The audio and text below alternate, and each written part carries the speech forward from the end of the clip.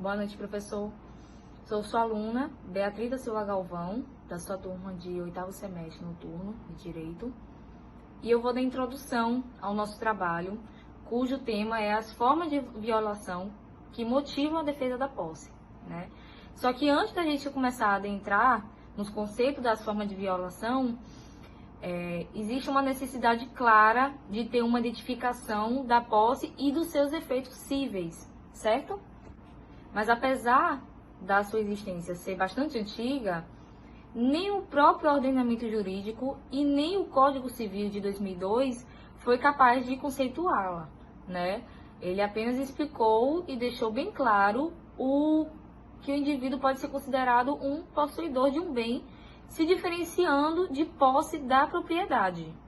E é assim dito pelo Código Civil, né? O artigo 1196 do Código Civil dispõe que considera-se possuidor todo aquele que tem de fato exército, pleno ou não, de algum dos poderes inerentes à propriedade, né? Mas havendo, por bem, o direito de prever a existência do instituto de posse, é natural também que a lei confira os direitos do possuidor de um bem, que o direito possa defender a sua posse.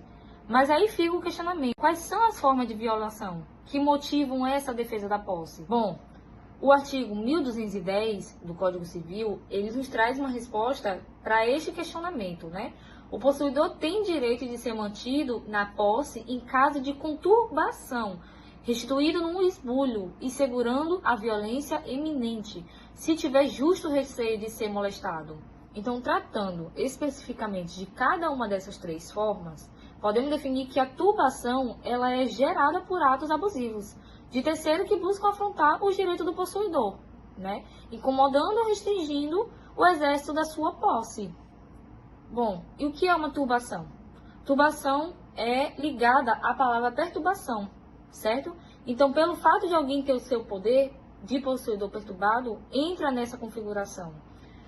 E nesta modalidade, não há intenção de causar um efeito de perda de posse de alguém, como, por exemplo, de um indivíduo que seja comumente entre um pátio da fazenda de outra pessoa ou um vizinho que muda acerca de outro lugar. Boa noite a todos, meu nome é Bianca Borges e eu vou continuar o assunto iniciado por Beatriz. Sobre as formas de violação que motivam a defesa da posse, uma segunda forma, o esbulho, é a retirada de um bem que está sobre a posse ou propriedade de alguém. Portanto, o detentor do bem perde a posse que exercia sobre ele, que seria um ato de terceiro, que, valendo-se de violência, precariedade e clandestinidade, apodera-se do bem de outrem. Diferenciando-se da turbação, principalmente nesse ponto, enquanto a turbação, a posse, é apenas ameaçada, no esbulho ela é retirada do seu possuidor legítimo e é notado que não necessariamente a utilização se dá no esbulho, sendo que o autor da ofensa pode se valer da confiança do ofendido e de forma precária reter a posse do bem, no caso do indivíduo que deixa de devolver coisa ao seu legítimo proprietário. Por fim, a ameaça de posse pode ser considerada por intermédio da violência, mas não só dessa, como também da iminência de um fato atentatório à posse legítima, sendo um exemplo disso ser sondado por um grupo conhecido pela prática de invasão de terras. Dando continuidade ao nosso trabalho, iremos falar sobre os interditos processórios contra as formas de violação. No que se refere às ações processórias, o direito brasileiro conhece 3 meios de defesa, sendo certo que as mesmas também são chamadas de interditos processórios. Os meios de defesa elencados pela legislação pátria são a ação de reintegração de posse, a ação de manutenção de posse e o interdito proibitório, sendo certo que em todas essas se busca a tutela da posse como direito. A ação de reintegração de posse, por sua vez, é a via adequada para a obtenção de tutela da posse, quando esta sofreu um esbulho, sendo certo que este pode ser definido como uma mácula na posse que a exclui totalmente, de modo que o possuidor é alijado da mesma. De tal sorte, ocorre o esbulho quando há perda total da posse, que é molestada injustamente por terceiro. Quando ocorre a turbação, a ação correta é a manutenção da posse, como forma de obter defesa da posse contra o aludido fenômeno. Esta moléstia pode ser definida como todo ato praticado contra a vontade do possuidor, que lhe turba o gozo da coisa possuída, sem dela o excluir completamente. Difere esta do embrulho pelo fato que neste ocorre a perda total da posse, enquanto naquela a posse se mantém com as limitações impostas pela turbação. Por fim, é adequada a utilização do interdito proibitório quando ainda não ocorreu a moléstia da posse do possuidor, existindo apenas uma ameaça de esbulho ou turbação. Portanto, tal demanda tem natureza preventiva, destinada a impedir que a posse seja molestada, enquanto os outros dois interditos se destinam a proteger a posse violada.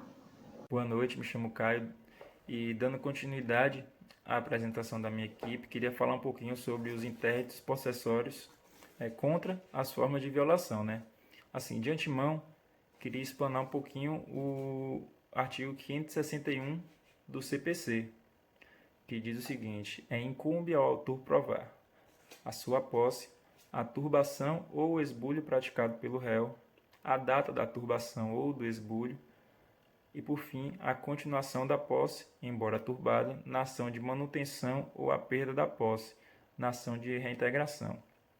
De uma forma bastante resumida, a gente pode notar que a prova é algo indispensável nesses casos, certo? E também trazendo um exemplo de um caso de turbação que ocorre com muita frequência nos tribunais, é a construção de muros, que acaba por trazer diversos conflitos ao judiciário. Dando continuidade ao tema abordado, iremos falar sobre os exemplos processuais. Um interdito proibitório encontrado no artigo 567 do Código Civil, utilizado pelo possuidor, direto ou indireto, que tenha justo receio de ser molestado na posse, poderá impetrar ao juiz que assegure a turbação ou esbulho iminente. Além das formas processuais de defesa de posse previsto também na autotutela no nosso ordenamento jurídico, previsto no Código Civil de 2002, que traz legítima defesa e desforço imediato, desde que seja usado de maneira proporcional à ofensa da posse da maneira prudente. Boa noite, professor. Boa noite, caros colegas. Dando continuidade ao trabalho da equipe, no tópico 3, ações possessórias e ações petitórias.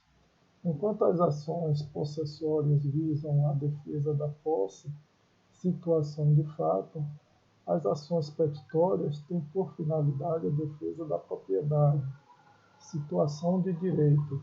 As ações petitórias são aquelas em que o autor quer a posse do bem e ali, assim, deseja pelo fato de ser proprietário. São exemplos de ações petitórias: ações reivindicatórias, ações de uso capião, ação publiciana, ação de missão na posse e ação ex per. Agradeço, obrigado. Olá pessoal, meu nome é José Milton Almeida dos Santos. Dando continuidade ao trabalho, eu vou apresentar o grupo 3, que é ação petitória e ação de possessória. A ação petitória, ele discute o direito de petição da propriedade ou do domínio. A mais comum é a emissão de posse e a ação de uso capião. A emissão de posse, o proprietário discute a própria posse. Um exemplo clássico é quando você remata um bem no leilão e quando chega no imóvel, na hora de tomar posse, descobre que já tem alguém lá dentro. Aí você tem que entrar com a ação de emissão requerendo essa posse ou uso capião, que é o mais corriqueiro. E tem ações de possessória, discute a própria posse, que é a reintegração, discute a interdita proibitório e discute a manutenção da posse. A interdita proibitória é uma ameaça da perda. Se você percebe que existe uma ameaça de você perder essa posse, você entra com ação já se prevenindo. A manutenção da posse, você já perdeu parte dela. Você está discutindo apenas que seja devolvida essa parte que você perdeu. E quando se fala de reintegração, você já perdeu a posse total. Você está discutindo para que seja reintegrado tudo aquilo que você perdeu. Bom, boa noite, professor. Boa noite, caros colegas. Passando já para pedir desculpa pelos problemas técnicos que impossibilitaram a gravação da imagem. Bom, para finalizar, e aqui abordando as considerações finais do grupo acerca do tema, há de se concluir que o estudo da posse nos direitos reais é de grande importância, não só no tocante à prova da ordem, mas também no que se refere à vida prática, né? Dessa forma, como já foi dito pelos colegas, nosso grupo buscou ali de forma sintética fazer uma abordagem e uma diferenciação dos atos atentatórios da posse, como já vimos, né, o esbulho, a turbação, o justo receio, logo depois fazendo a análise das ações e meios judiciais cabíveis contra cada uma delas individualmente, e por fim traçando um paralelo entre ações possessórias, onde se discute pura e simplesmente a posse, e as petitórias, onde também é levado em consideração a propriedade para que se discuta a posse. Bom, essa diferenciação, inclusive, é de grande valor para a nossa vida prática.